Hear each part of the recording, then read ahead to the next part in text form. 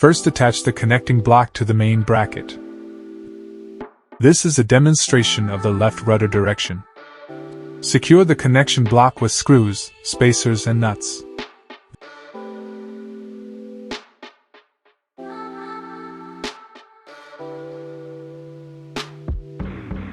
This is the left rudder direction. This is the right rudder direction. Install the extension bracket to the main bracket. Fasten with screws and spacers.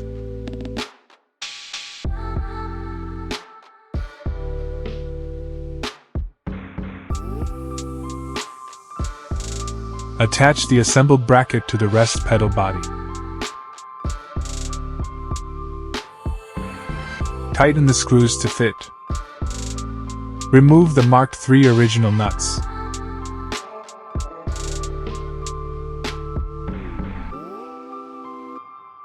Align the rest pedal with the hole.